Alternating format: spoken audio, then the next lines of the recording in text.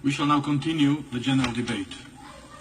The Assembly will hear a statement by His Excellency VanThio, Vice President of the Republic of the Union of Myanmar. May I request protocol to escort His Excellency.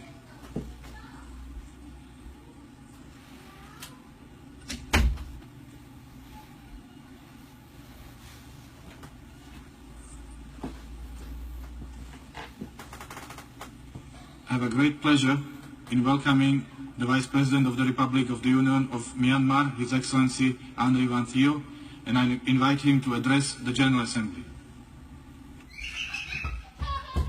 Mr. President, I would like to extend our congratulations to you on your elections as President of the 72nd Session of the United Nations General Assembly.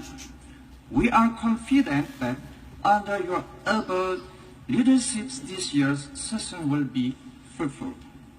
Mr. President, Excellencies, ladies and gentlemen, before I go into the substance of my statement, I would like to take this opportunity to express my deepest sympathy to the government and people of Mexico for the loss of lives and property caused by the deeply earthquake which hit Mexico City.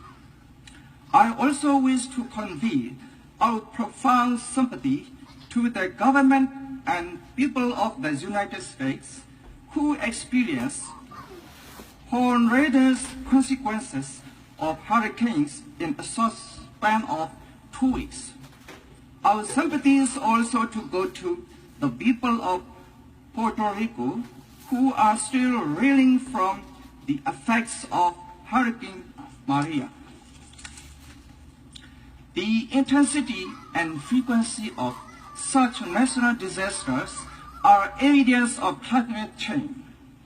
Climate change is now becoming a reality, posing a serious threat to our planet. The impacts of climate change are global in scope and unprecedented in scale. Myanmar is one of those countries that is highly vulnerable to the negative effects of climate change.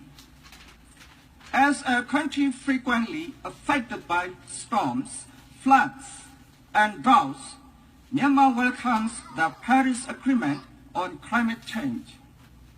I am pleased to inform this August Assembly that yesterday, Myanmar deposited with Secretary General the instruments of ratification on the Paris Agreement on climate change and the Doha Amendment to the Kyoto Protocol.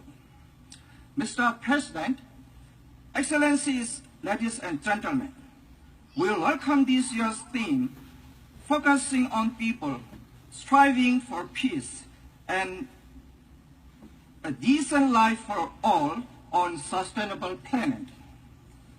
Peace and stability is something that we are striving to achieve in Myanmar after nearly 7 decades of civil strife and conflict. Last year from this podium, our State Councillor, Aung San Suu Kyi, set out the government's vision to end decades of internal armed conflict in Myanmar and to find lasting and meaningful solutions to the complex situation in Rakhine State. Today, 1 year on, I stand before you to apprise you of the progress we have made and the remaining challenges.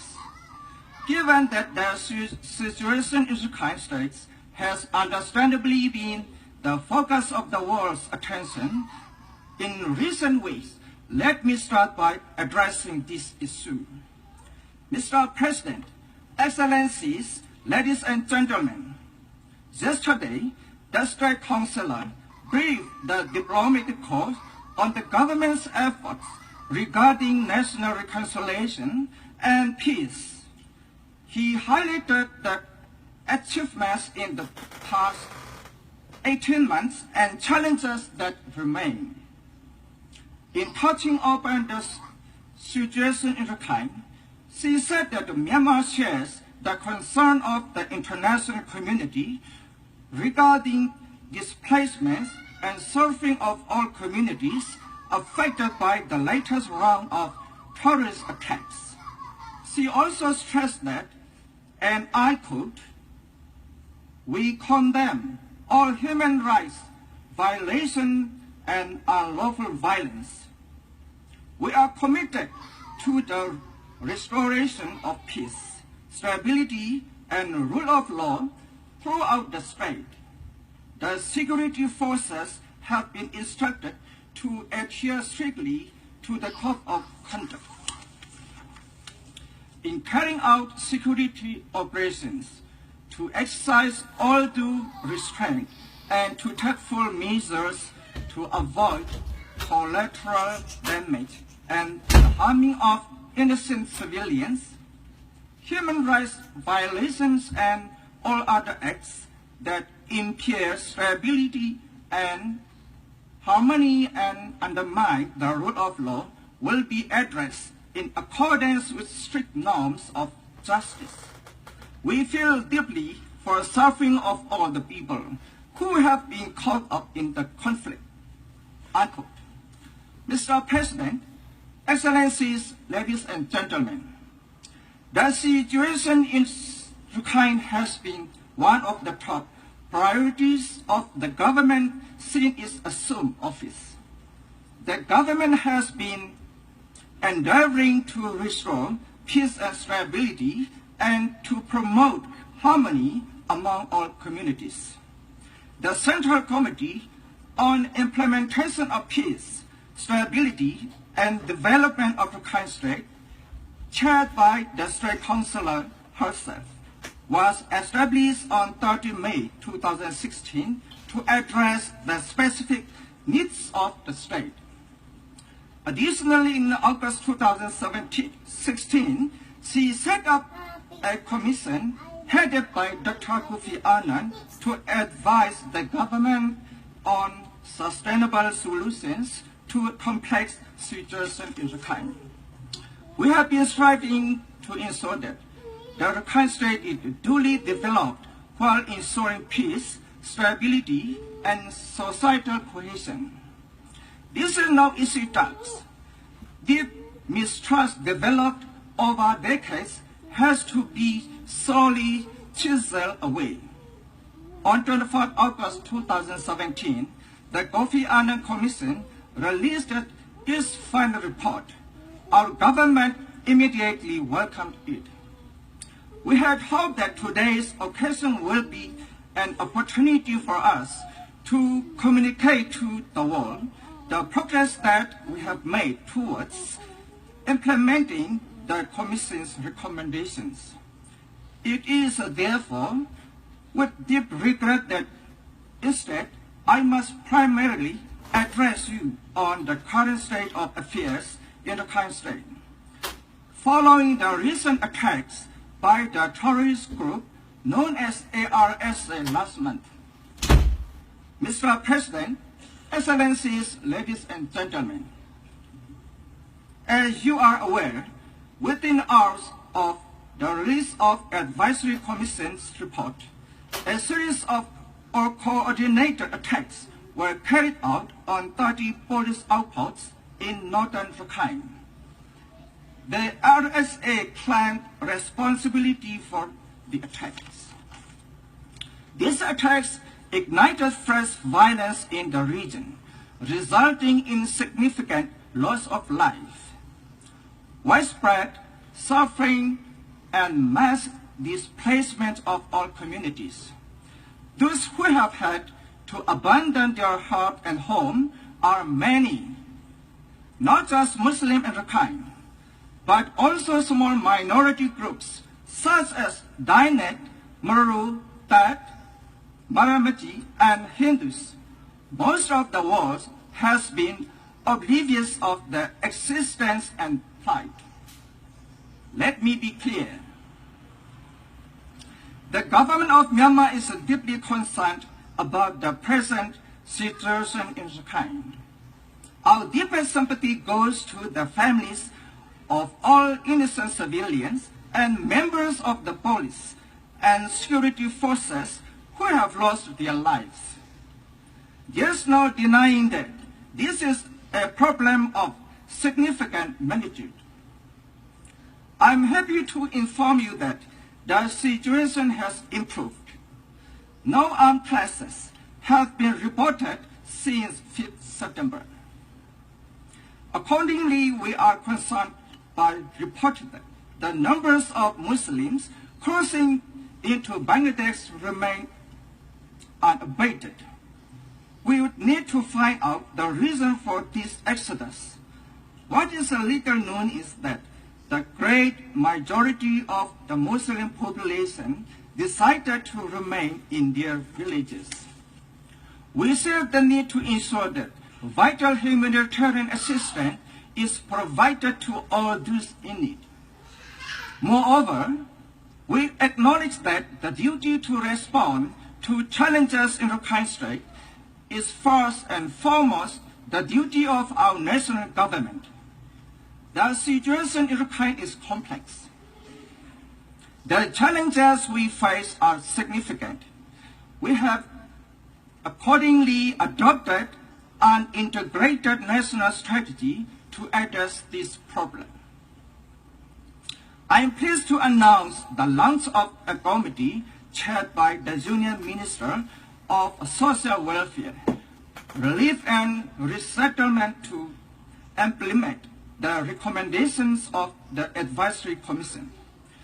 To ensure transparency and accountability, the committee is mandated to publicly issue progress report every 4 months.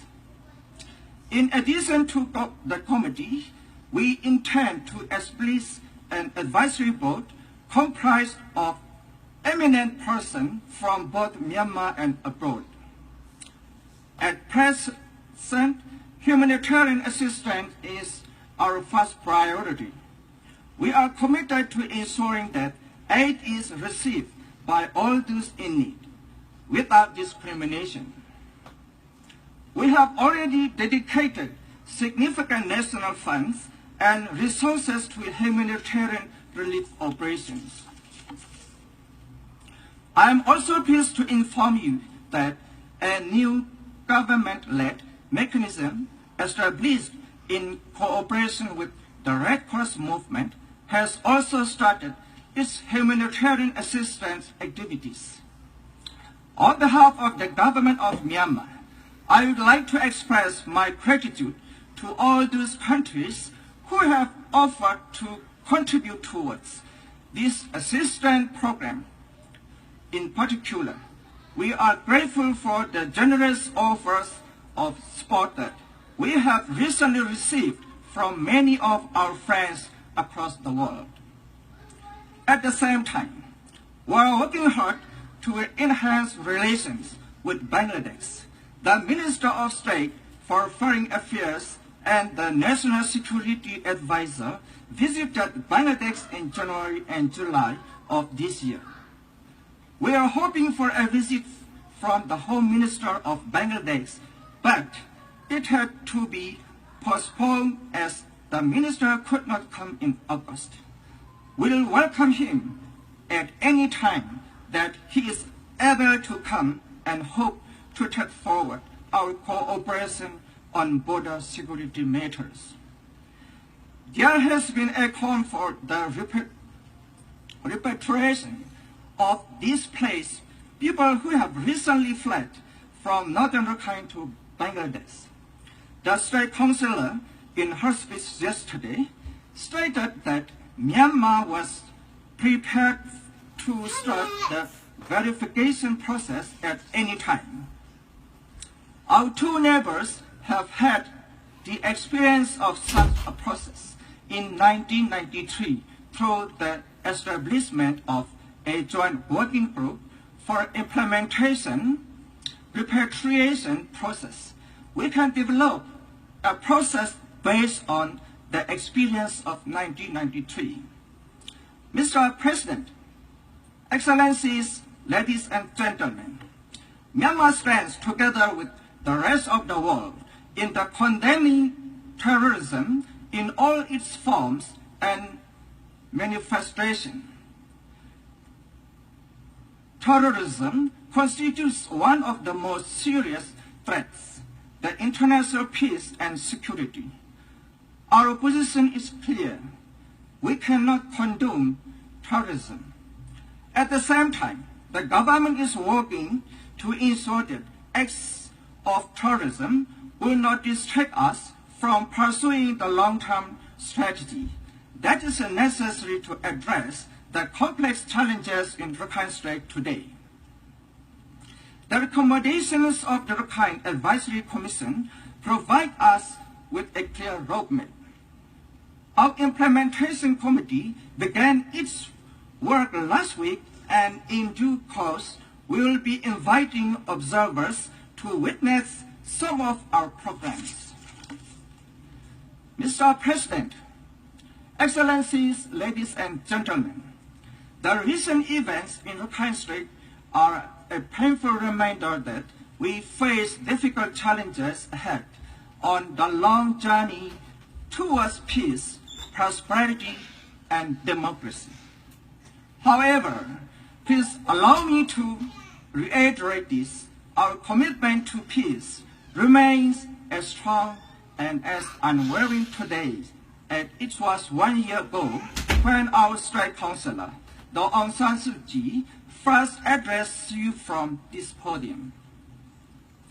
As part of this commitment, we have made the national reconciliation and peace process our top priority.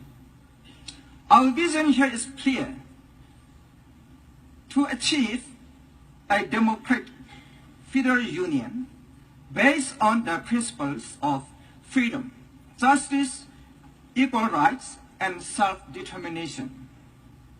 With regard to the peace progress in the country, I am pleased to inform you that in May this year, we successfully held the second sessions of our Union Peace Conference. For the first time, we were able to discuss and define key principles that will form the basis of a federal democratic union.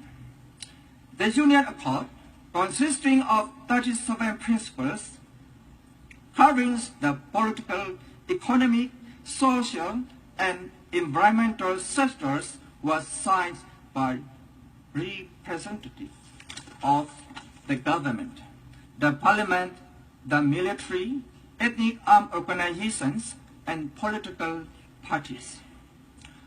Although we have made real progress, we know that the road ahead is long and convoluted. Our democratic transition is fragile. At this important juncture in our nation's history, we only ask that the international community continues to support our efforts to achieve peace, prosperity, and democracy. Mr. President, Excellencies, ladies and gentlemen, before I conclude this statement, let me reaffirm Myanmar's faith and confidence in the purposes and principles of the Charter of the United Nations. I would also like to emphasize Myanmar's firm commitment to a world in which peace and harmony prevails. I thank you, Mr. President.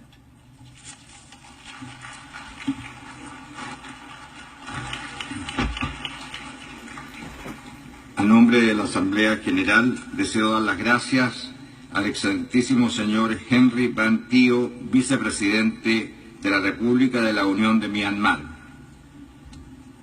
por la declaración que acaba de formular, y solicito al representante de protocolo que acompañe a su excelencia.